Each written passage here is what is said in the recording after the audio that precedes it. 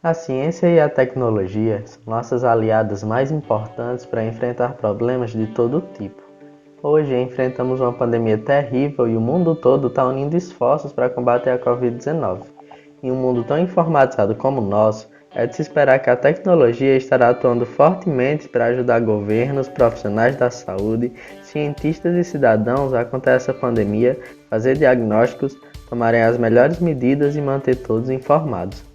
Meu nome é Samuel, eu sou estudante de Ciência da Computação e hoje nós vamos falar sobre como as tecnologias estão ajudando a combater o coronavírus. Para lutar contra uma pandemia, é imprescindível termos informação.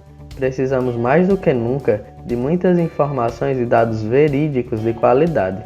É com isso que podemos melhor entender como o vírus se comporta, qual está sendo a efetividade das ações, quais os próximos passos, informar a população e assim por diante. Entre os dados que estão sendo obtidos mundo afora, temos informações em tempo real sobre taxas de distanciamento, imagens de radiografia de pacientes com Covid-19, dados sobre o volume de testagem em cada país, a quantidade de casos diários e acumulados de cada país e muitas outras informações importantíssimas. É a partir destes dados que podemos utilizar todo o poder e as técnicas de aprendizado de máquina e ciência dos dados para criar diversas aplicações. Na China, por exemplo, tecnologias de detecção facial e de detecção de temperatura por infravermelho têm sido instaladas nas principais cidades. Vários profissionais têm trabalhado em softwares que podem detectar traços de Covid-19 com bastante precisão através de imagens de raios-x também. A transparência de dados tem ajudado diversos cientistas do mundo inteiro a criar melhores modelos preditivos, alertar países e guiar decisões mundo afora, como por exemplo o estudo do Imperial College, que teve papel fundamental para mudar o rumo da pandemia nos Estados Unidos e no Reino Unido. Por falar nisso, se você possui uma placa de vídeo GeForce, você pode doar para centros de pesquisa um pouco do seu poder de processamento através do app Folding at Home.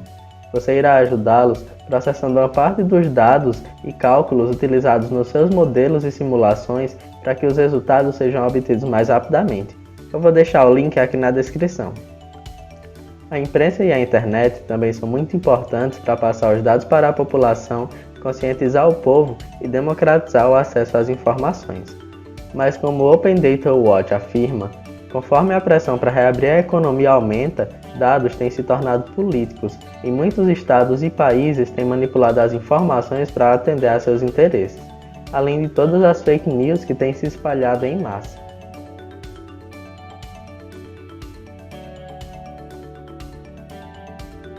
Drones têm sido usados por diversos países para as mais diversas tarefas.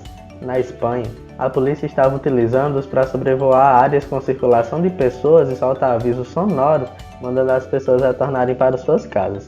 Eles também têm sido utilizados para transportar medicamentos e amostras dos pacientes, evitando o risco de contaminação e aumentando a velocidade das entregas.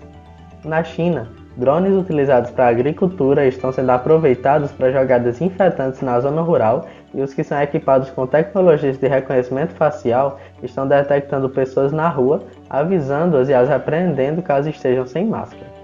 No Rio de Janeiro, até tentou-se utilizar um drone para evitar aglomerações como na Espanha, porém acabou tendo o efeito contrário, ele estava atraindo curiosos e criando aglomerações. Em diversas outras cidades do Brasil, o tradicional carro de som está sendo utilizado para dispersar aglomerações e mandar pessoas voltarem para casa. Singapura também estava usando drones para monitorar parques e áreas naturais, enviando em tempo real dados sobre a quantidade de pessoas naquelas áreas para um site. No último mês, o país iniciou um teste com o Spot, um cachorro-robô desenvolvido pela Boston Dynamics. Sim, aquela empresa que desenvolve os robôs que dão muito medo. Ele é controlado remotamente, possui câmeras para detectar quando pessoas estão muito próximas e late avisos para aquelas que não estão praticando medidas de distanciamento social. Com isso, o governo pretende evitar a interação das pessoas com a equipe de patrulha, diminuindo ainda mais o risco da contaminação. A China empregou muitos robôs também. Em Wuhan, o hospital estava sendo conduzido por eles. De acordo com o Geospatial World, a maioria dos equipamentos do hospital eram inteligentes e digitais. A triagem inicial era feita por termômetros digitais que eram atualizados instantaneamente e eles possuíam anéis e braceletes conectados a uma inteligência artificial que monitorava alterações no corpo. Além disso, em um hotel em que passageiros estavam sendo mantidos em quarentena na China, quem servia a comida era um robô chamado Little Peanut. Segundo o Business Insider, o robô passava de porta em porta levando a refeição dos quarentenados e ainda dizia: "Olá pessoas, o Little Peanut fofinho está lhe servindo sua comida. Bom apetite! Se você precisar de qualquer outra coisa, envie mensagem à nossa equipe no WeChat."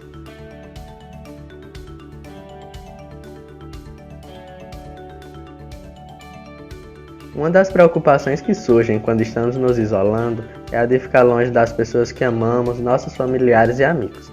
Quer queira ou não, o isolamento social em meio a uma pandemia gera uma carga emocional muito grande.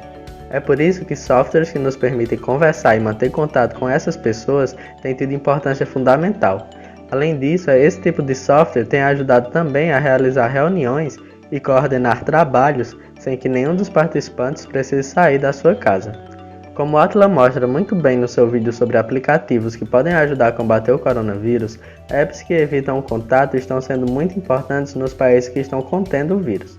Tecnologias de pagamento por aproximação e serviços de entrega de comida, por exemplo, podem ajudar e muito.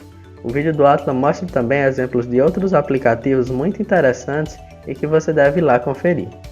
O rastreamento de contatos para conter casos também está sendo feito em diversos países. Após identificado um caso, a pessoa que vai fazer o rastreamento precisa identificar com quem o contaminado teve contato, ir atrás dessas pessoas e se certificar de que elas estão corretamente quarentenadas para prevenir novas infecções. Porém, para isso, é preciso equipes muito grandes e bem qualificadas. A China, mais uma vez, tem utilizado as bases de dados de seus sistemas gigantescos de monitoramento e vigilância para criar um sistema de classificação baseado no histórico médico e de localização da população. Porém, muitas discussões em torno da privacidade das pessoas têm sido levantadas. O governo de Singapura desenvolveu o app Trace Together, que permite utilizar o Bluetooth para trocar códigos anônimos entre os celulares e armazená-los. E quando alguma pessoa ficar doente, ela passará o seu histórico de códigos para as autoridades, que poderão assim identificar com quem ela teve contato. Segundo a Apple e o Google, foi pensando na privacidade dos usuários que eles resolveram criar formas de integrar softwares e lançar atualizações nos seus sistemas para facilitar o desenvolvimento e a unificação de tecnologias de rastreamento de contato de forma não invasiva. Até protocolos para rastreamento de contatos foram criados, e um deles é o protocolo DP3T, que é explicado nessa tirinha incrível do Nick Case, que foi traduzida pelo pessoal do Blablalogia em colaboração com 2 professores da EPFL. Você pode pausar para ler cada tirinha.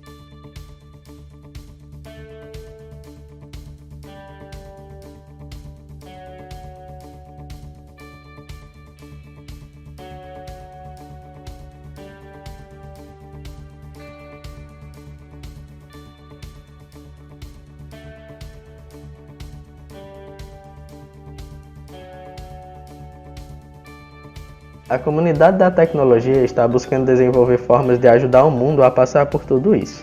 Claro, sempre respeitando a privacidade e os direitos individuais de todos. Você também pode ajudar participando de hackathons, desenvolvendo suas ideias e apps para ajudar a comunidade e apoiando iniciativas aqui no Brasil e no mundo.